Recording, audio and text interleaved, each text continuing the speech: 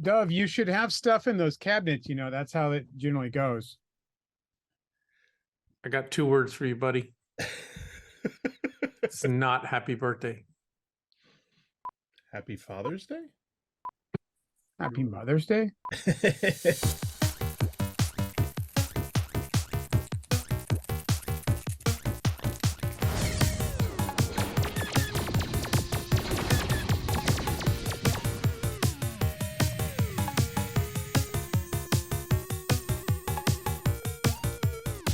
Hey, everybody, it's Dove, and welcome to DKE Toys TV. Woo! Yay! I feel like that's the only noise I make is woo on every episode. That's all right. I need new noises. That's Janky right there. Scott Cherry is with us, aka Barbarian Rage, and our special guest host is Scott Zillner. Hey! Hey, everybody! Welcome to the show. How's it going? And of course, Ian's lurking around back here. His beard will appear. Hi. There it is. There you go. So, Scott, how's it going? I'm always busy as heck. Yeah. I don't know if you Yeah. guys are PG-13 on here, so I kept it clean. You can be bad. Okay, I'm busy as HE double hockey sticks. That's how busy I Hey, Wow. That's the line. We don't want That's to cross amazing. AT double hockey sticks. All right. No. So Scott's a very interesting guest. Scott does so many things. am. Not only is has he worked for toy companies. How many toy companies have you worked for? I have literally lost track. I remember at one point I used to have a bulletin board with all the different logos, and that's Mhm. well gone. Easily a But- couple hundred different companies over the years. But it's like Sideshow and Gentle Giant, and you just All go the down main list. companies I've done a lot of work McFarlane, all of them. Jack All right. Specific. Did you Well, work for then, who Palisades back in the is- day? Mezco, all those guys. Yeah, I won't talk about Mezco. Oh, I sorry. was going to say, who's the biggest prick in the industry? No, I wouldn't say that. I mean, for the most part, when you're a painter or a designer, there's a lot of work out there. They just sometimes need you to do things. It's a very much go industry. There's never like, hey, we got 4 months to work on this. Do you think you can get something done? It's, hey, are you busy this weekend? We'd love you have you do something all holiday weekend and have it done on Monday. Thanks. That's Hey, are generally you how it busy goes. on Christmas? I guess- have worked through Christmas break at the studio before because I was the only guy that didn't go off for holiday. Wow. I guess the better question is, who still owes you money? Name. know, Okay. The company that owes me money, I don't even know who they are. I just painted a project for them and I just never got paid. And they could only pay through some weird, like, online app. They couldn't send me a check or PayPal, and I just eventually gave up on it. I was like, okay, Nah. it's fine. It was called Red Flag Toys, which was your first. All right. So That's a great name. not only has Scott worked on so many different licenses with so many different companies for how many years? I've been a professional painting in the industry for 20 years or so. For Yeah. 20 years. Okay. Now, in addition, you can see all of the stuff behind him. He has this crazy collection. He is also a dealer because he comes here shopping all the time with all these, estates and collections that we get. And then on top of that, he's a show promoter. And I'm a TV personality for toys. Oh my God. Your shirt gave that away. I mean, we knew that as soon as you came on camera. You and Scott Wow. coordinated today too. I feel left out. We do that So- a lot, actually. Yeah, I think there is some overlap in our wardrobe, I think. Can you talk about the conventions that you got going this year? Yeah, I run anywhere between 8 to 12 events a year, depending on the year and depending on the events.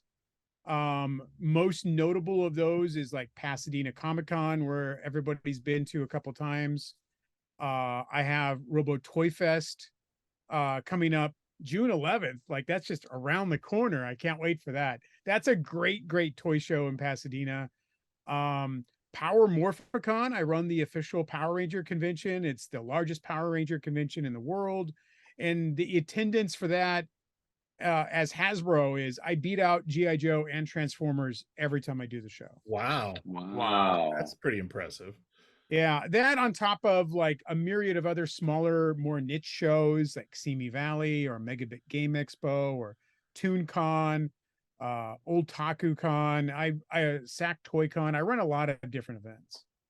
That's amazing. So Scott has unique insight because he's involved in so many parts of the industry. Like how did that start? I mean, you started out as a painter. You were already a collector, I assume, when I was a collector like as a little kid. I didn't want to throw boxes away. Like there's a great story of like having Christmas at the house or at grandma's and then having to drive from the LA to Sacramento.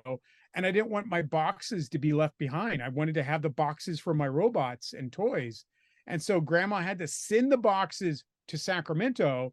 And when she went to the post office, they're like, "What's in this?" And she's like, "Boxes." They're like, "No, you can't just be sending boxes." And she's like, "Yeah, my grandson really wants his boxes. I need to send him his boxes." Like I love having toys, but I didn't want to leave my packaging behind, even as a little kid. wow. I You have still boxes in storage, so I and every time I put one in there, my wife is like, "What? Why? can't Why leave it do we need behind." this?" Yes. Why? Because it's a I'm not gonna- disease. And I'm it's not going to I tell you love why. boxes. right. So I've been a collector like ever since I was a little kid. I did my first show as a vendor when I was like 14. Like my mom Wow. dropped me off at the show and I took out my boxes of comics and toys, did the event, and then like called her on a payphone and just sat at the street and waited for my ride to pick me up. Wow. What show was that? It was SacCon, which I now work for SacCon as a guest liaison and whatnot. So I even do a toy show in that same building that I did my first show at 14. I run Sac Toy Con in that same building in Sacramento. Wow. That's amazing.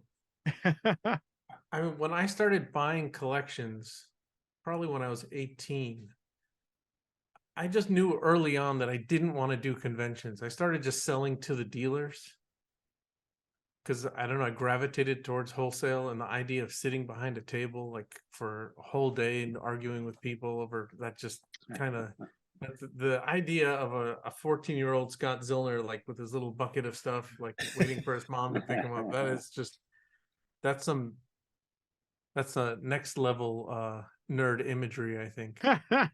Did you make money at your first show? Yeah, I mean, I was amazed that I could sell some, some stuff for and make more money than I had made, not working a job as a 14-year-old. It was an incredible amount of money that I just spent on buying more toys. Like, Right, that's where it always goes. Back in inventory.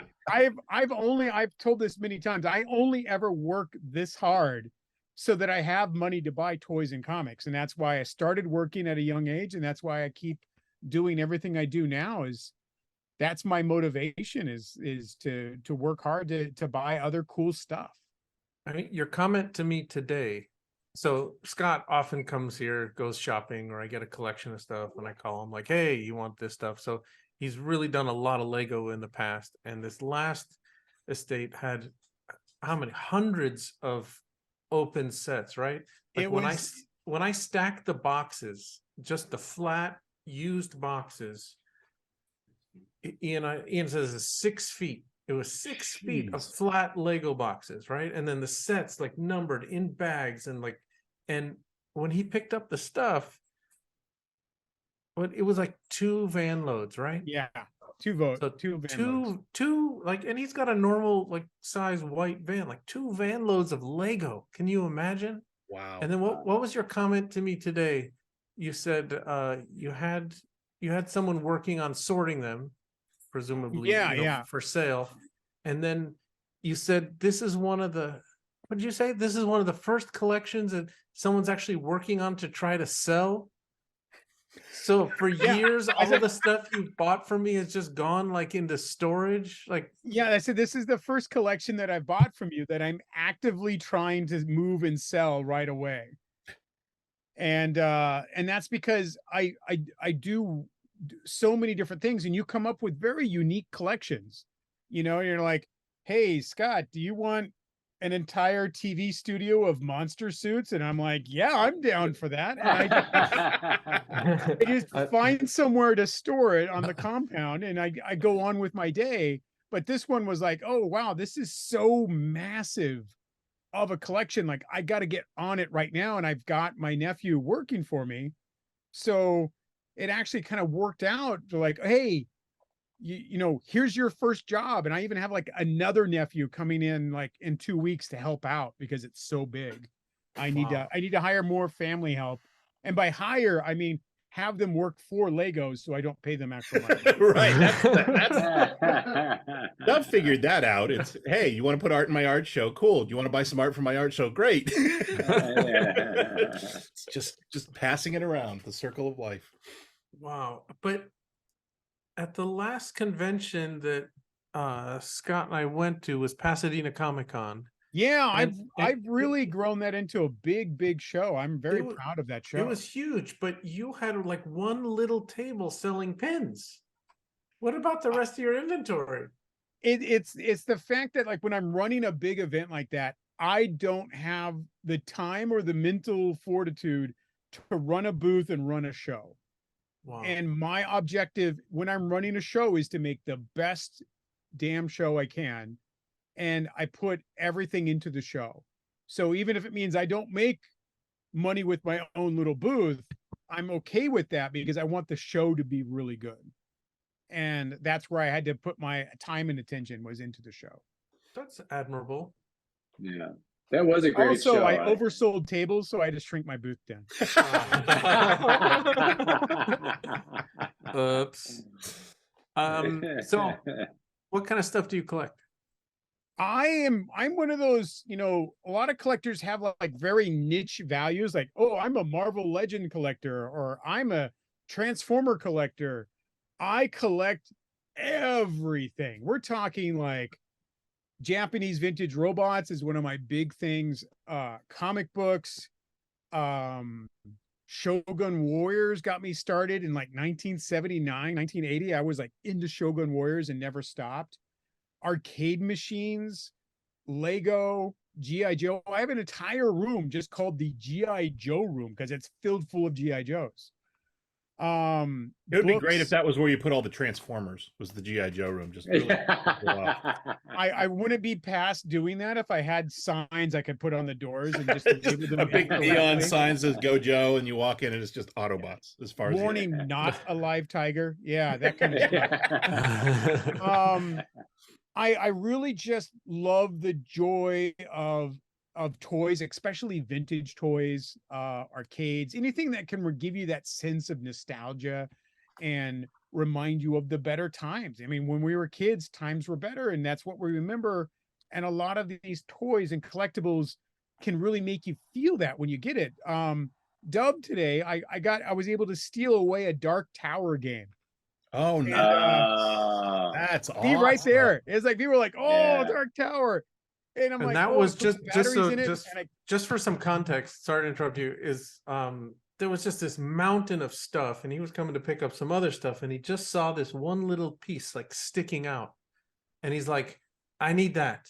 And so eventually we found all the pieces that we had, but it's like he zeroed in on it, and then today he put in batteries to see if it worked. And so, how many Dark Tower games do you have? This makes number 4, and unfortunately, all 4 of them don't work. I want to play them so bad.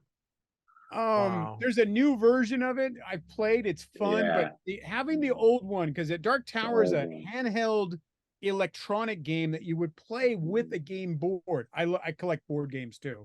I'm on Game Closet 6 now. Nice. It's like a closet of games. There was a great Dark Tower commercial with Orson Welles in it. Yes. Yeah. Fabulous. It's great. Tie that in right now. Play it. Okay, now we're back. At least the part where he goes, and I won. That drunk. I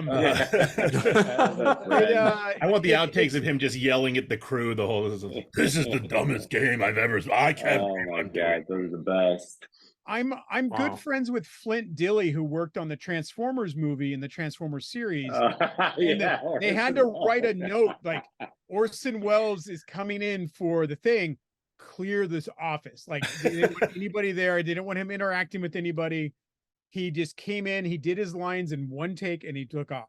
Like that was it. That was He the Orson Welles story. hated that movie. Yeah. Have He you guys hated seen that movie. on YouTube? There are these amazing clips of him reading these pea commercials. It's like canned peas, and Yeah. just eviscerating everybody, like the writer, the studio He was tech. drunk, but he just- needed money. Yeah. yeah. Well, it was the Paul Masson wine commercials. He was those, drunk in I that. have He those was memorized. completely wasted. Yeah. Wow. I have those memorized. Those are some of my favorite. I love those. To be a big enough cultural icon that you can just Yeah. flail your shit randomly around the room and everyone's still happy you're there. So, I mean, So- as you can kind of see behind me, I have a plethora of everything. So there's often, it's more along the lines of, Scott, what do you not collect? I do not collect country records.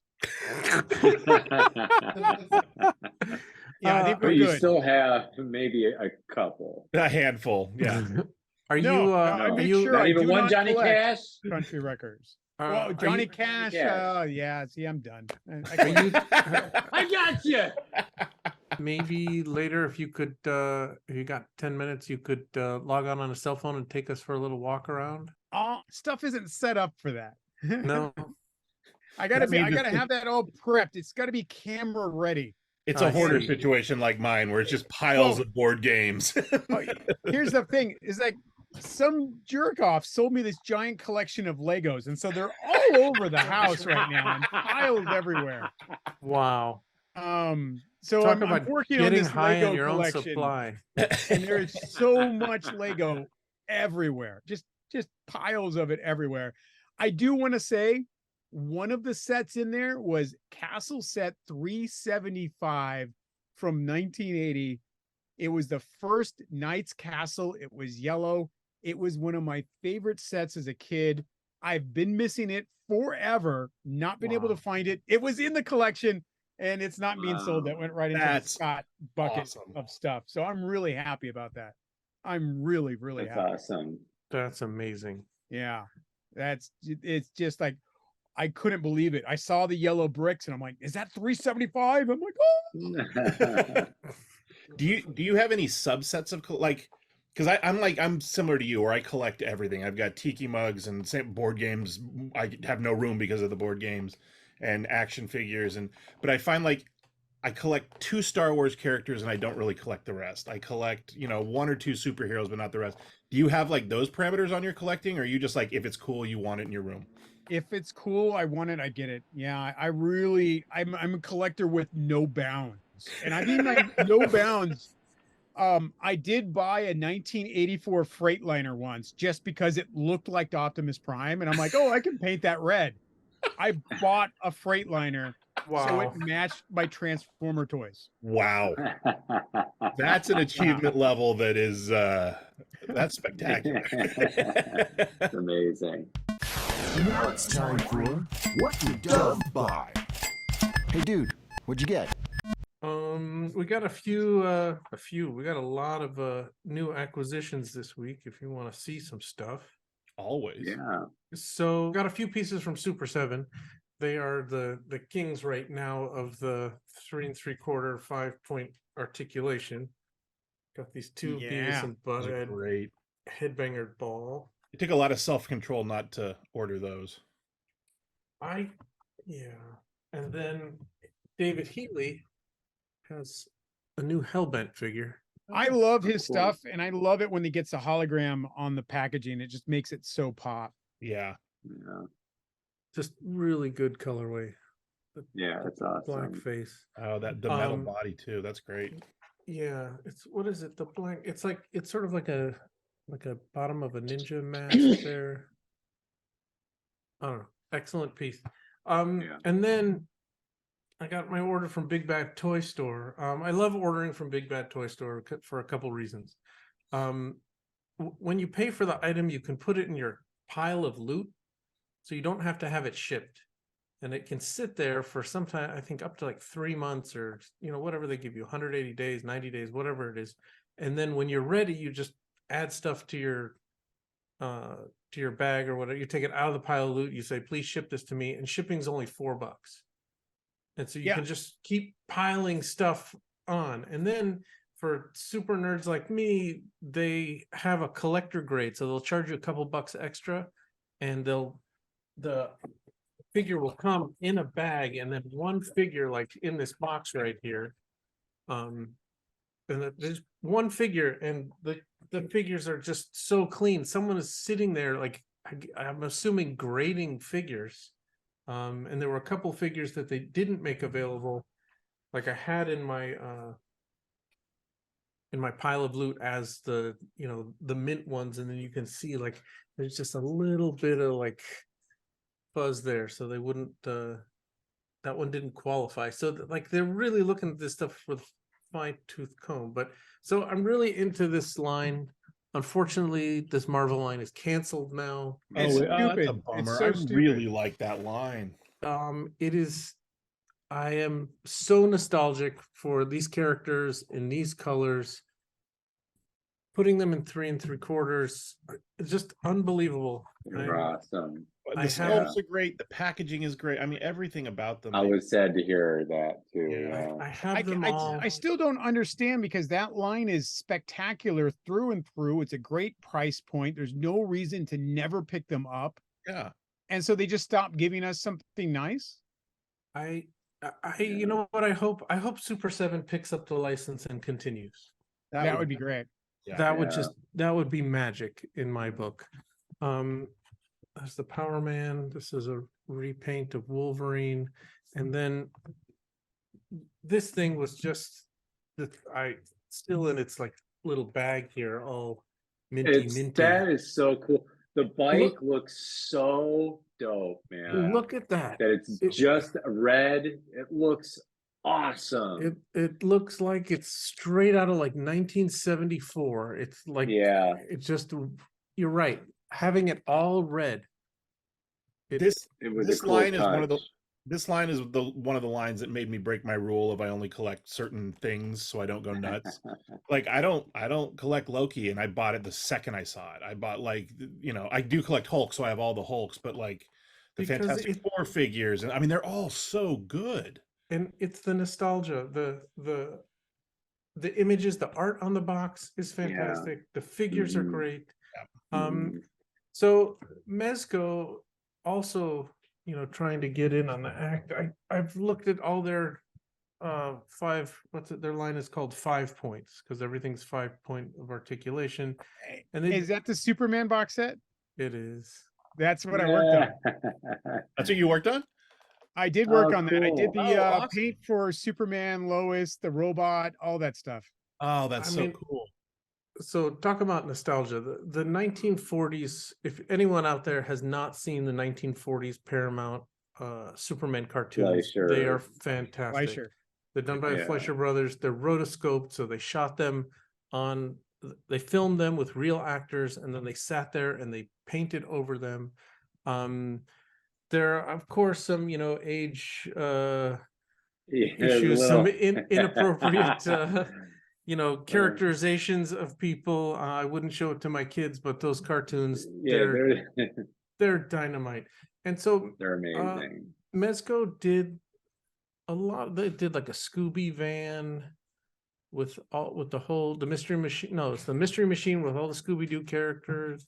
They've done a bunch of stuff. They did an Adam West Batcave, I think, with a bat. Like, it was a big, expensive set, and none of it really, was enough for me to like pull the trigger. But this thing, it's got the crazy like robot. It's from the show. robot that makes it. I mean, it's so. So good.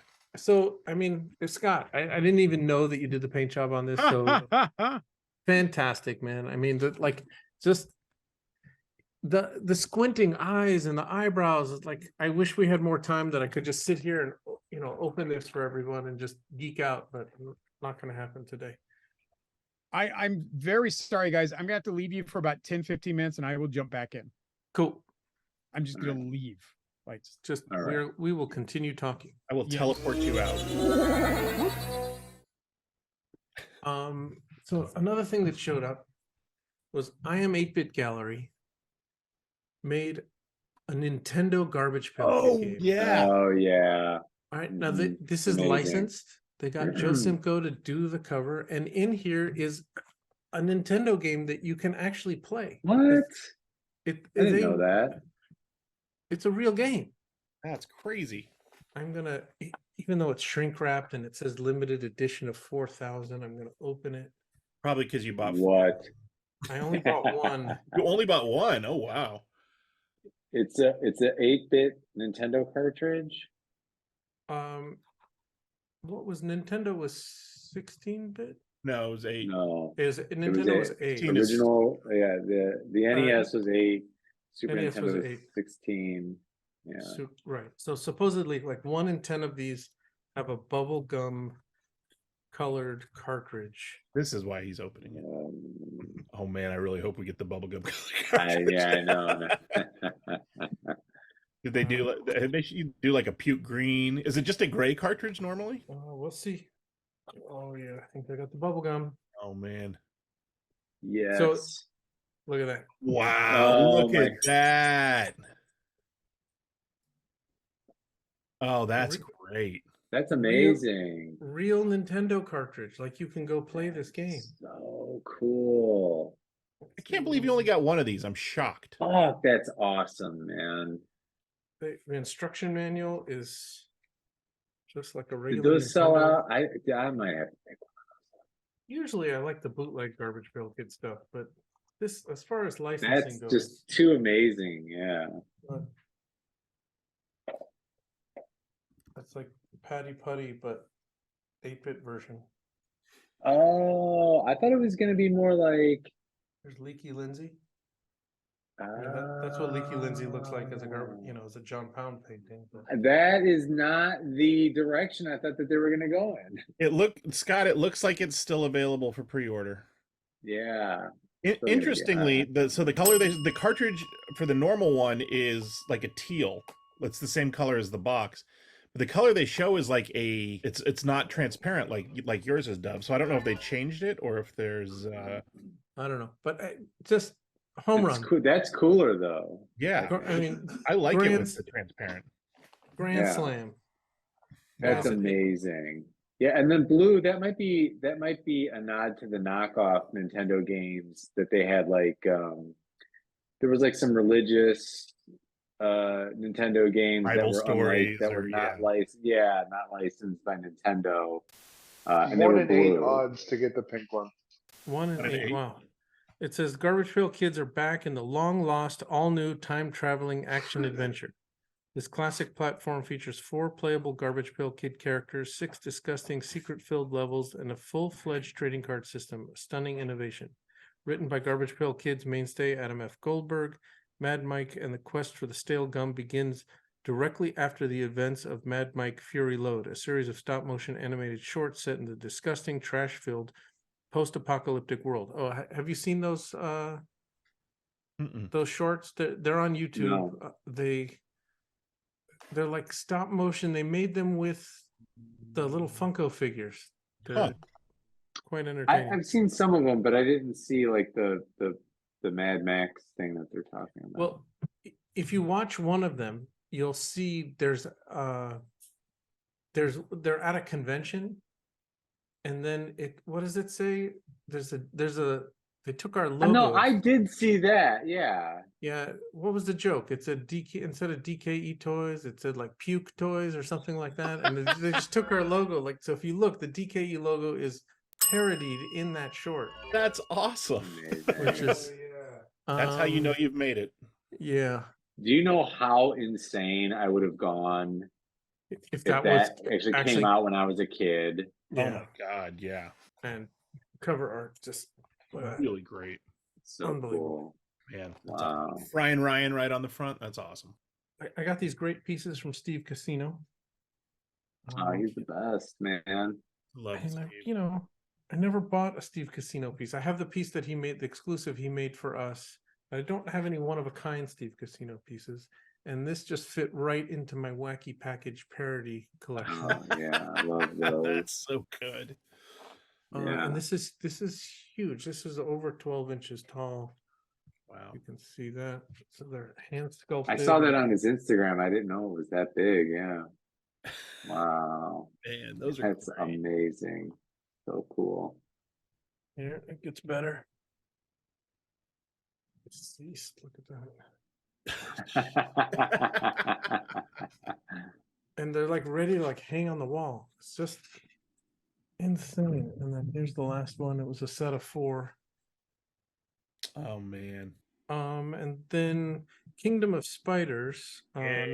not to be confused with King Spider, who has made several exclusives for us. Kingdom of Spiders, a different artist.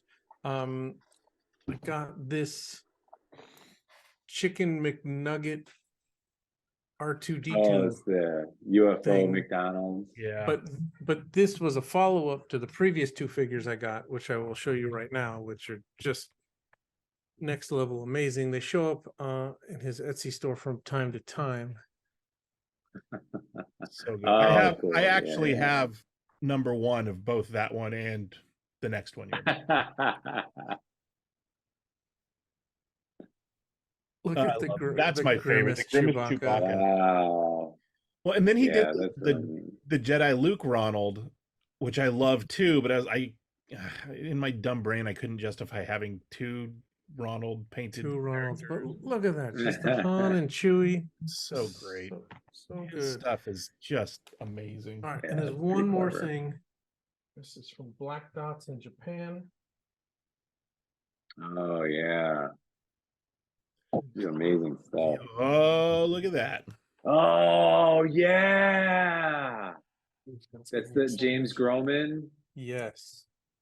So also perfect So example. cool, I love man. James Groman's work, but I just don't have anything of his. Because nothing ever really fit into like the world of. See, I'm not like Scott Zillner. I'm not like Janky. I want it to make sense. And just I've been collecting all these new Mad Balls because they're so much fun. And They I are- sold all my vintage Mad Balls because they're made out of foam latex and they're just Yeah. starting to They crumble. disintegrate. Yeah. Maybe I shouldn't have sold like the football and the basketball, but it just I don't know. Oh, look at this. I mean, this thing is the Oh, size shit. of a basketball. You ever seen the commercial for Bonkers Ugly Ball? There was a mail away. Remember there was a candy called Bonkers, Oh I yeah. remember and there Bonkers. was a mail away for a knockoff Mad Ball called Ugly Ball. Oh my goodness. Holy crap, look at the detail on that thing. The eye moves too, right? I think so.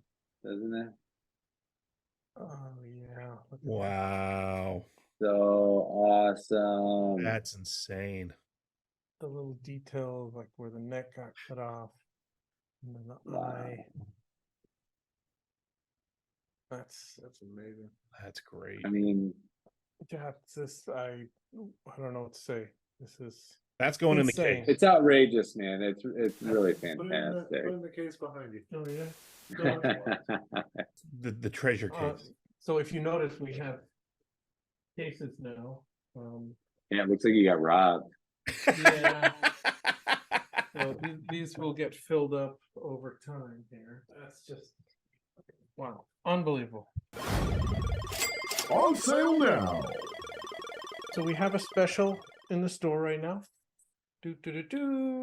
So this is this book is called Twin Towers. It's by Bill McMullen, and the book retailed for $70. We imported them, I think, from the UK, and we created our own. Canada? No, but the distributor was in Canada. These guys are in the UK. Anyway, what Bill McMullen did is it's the World Trade Center in cinema from 1971 to 2002. And he basically went through and freeze framed every Twin Towers reference. What was that? Is that I don't even know what movie that is. And you go through and you just start seeing Just all these how different often the movies. Twin Tower shows up. Yeah, I mean, hundreds of times. Here's Gremlins 2. love it. Sometimes Which you is the don't know. better of the. Yeah, we know your opinion of Gremlins 2. I'm with Scott. That's right. I will die on that hill. Me too. I love Gremlins too. Well, I'll fight anyone. And then you have to sort of figure it out in the back of the book because he doesn't tell you like which movie it is. Huh. What movie is that? Oh.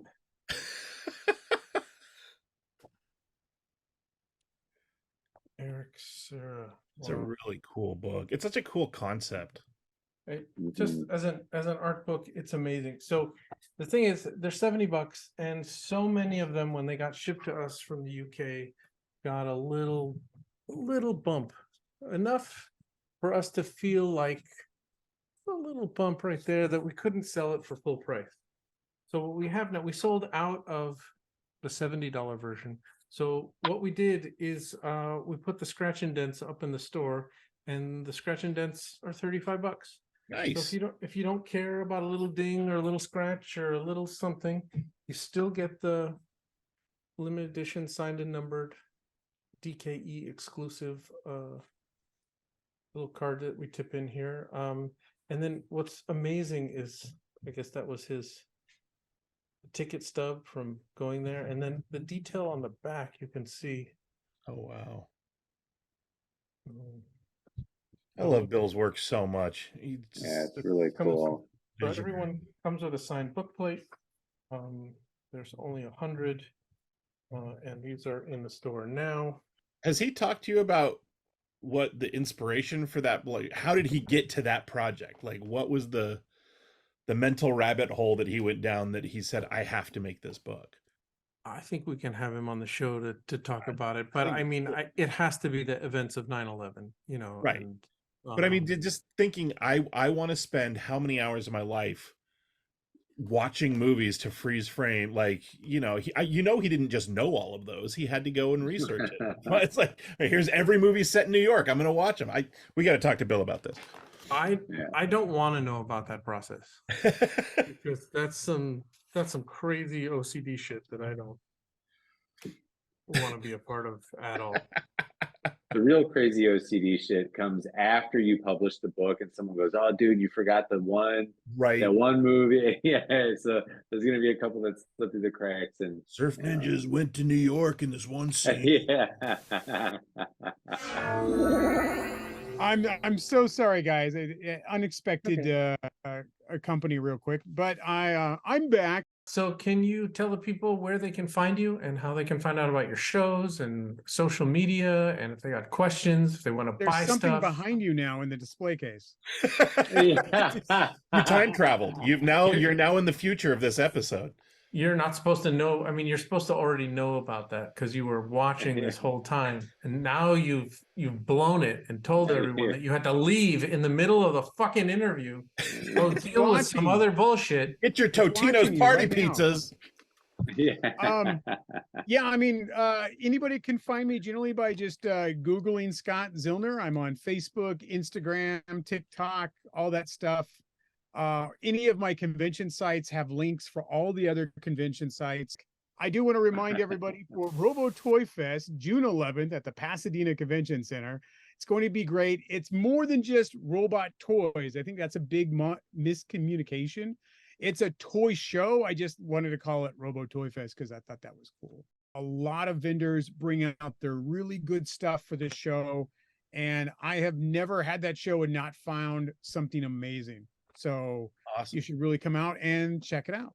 You know, that's amazing. Can't wait to go. And one of the stars, one of the guests I have at this show is the voice of Hiro Yui from Wing Gundam. So a lot of you early 90s Cartoon Network Gundam fans, I'm bringing the most requested Gundam pilot ever to Robo Toy Fest. Luke Chu's gonna lose his mind. I was gonna say Luke Chu. Yeah. One time when I was sick, like my voice was all dark, and I recorded a bunch of "Welcome to Robo Toy Fest." Like I did a ton of them when my voice was like super like dark side villain voice. I did a lot of that's when I do my voiceovers. I bring in my mic at that point. I'm like, okay, it's time to do voiceovers. I got to do them all right now before this goes away. In a world where mucus makes you cool. Yes, Yeah, exactly. Yeah. I can only do that voice really good when I'm sick, and that's when I do my voiceovers. That's You should amazing. start smoking cigarettes. Yeah, I only kind of like cloves, and it doesn't do the same thing. So When I call Scott and he doesn't answer the phone, you had the guy who does the voice of Skeletor do your Alan outgoing message. Oppenheimer. Oh man. And he's like, Scott's not here right now. But you've reached Skeletor. You know, it's like, wow. some people love that so much, and other people are like, I hate getting Skeletor when I call you. So it's a hit or miss on that. If you call me and I don't answer, you either get that voice message and you're excited, or you get that voice message and you're like, oh, this sucks. Amazing. All right. Well, thanks, Scott, so much for being on the show and taking the time. Hopefully, once you have your place all fixed up and all the Lego put away, we would love to take a virtual There's tour. so much Lego, Dove. You have no idea. Oh wait, you do. You do. Lots of Lego. Indeed. He's just relieved it's at your house and not the warehouse anymore. Exactly. That's often a big thing about getting Dove to sell me stuff at the price I want. It's like, I will take it home. And he's like, okay. Ian won't have to look at it anymore. Just have to like get it out of here because like the next collection is coming. I mean, there's someone right now shipping us a 18 or 14 or 18-foot shipping container. It's like one of those pods, you know, they put out in front of your house, and they're just a referral from somebody else, and they called and like, we need to sell this stuff. Can you come up north to see it? I'm like, no, you can ship it to me. He's like, okay, be there next Thursday. So, Wow. okay, so gotta make room. So, all right, well, thanks everyone for watching. Make sure to check us out each week here on YouTube on Tuesdays. Every Friday we have an interview posted. The last one is from Green Plastic Tunnels, which is a fantastic interview from a great guy. That's great. Mm-hmm. If you place an order on the DKE Toys website, mention DKE Toys TV in the notes section. It's not a coupon code, just mention in the notes section or send us an email if you forget, and you will get a free $20 value Invisible Sucklord. I can't see that toy. Did I miss something? Oh man, you didn't. Follow us on Instagram at DK Toys. Subscribe on YouTube at DK Toys. Feel free to leave us a comment. We're working on a couple contests, so we will post about that very soon. If you're happy with DK Toys, leave us a Google review. We really appreciate that. And if you have questions, comments, want to talk to Janky, dktoystv@gmail.com. Next week's guest is the Super Sucklord. Yay. Yeah, it'll be fun. Should be fun. And Janky, Scott, do you guys have any plugs? You can find me at Janky Toys on Instagram. That's it. That's the only place I am. One of these days I'll get it together and follow Scott's advice and get my website back. Why do you sound so sad about it? Because I should have done it years ago, and it's one of, like, I've got this list of things I'm really excited to do, and then I never do them, and that's one of them. I think I maintenance 26 websites for all the Wow. Yeah. Jeez, you want to make it 27? And Yeah, I was gonna say. It's called release like 3 things a year. It's real easy. And Scott, where can we find you online? Scott Cherry. Yeah, barbarianrage.com. Sign up for my newsletter and I'll send you a free digital copy of my comic book. Sweet. Site be on site. You know when the sword comes out, that show's over. Time to go. We're wrapping things up. Yeah. All right. Thank you, Scott. Thank you, Scott. Thank you, Janky. Thank you, Ian. Bye, everybody. See you next week. Bye. Bye.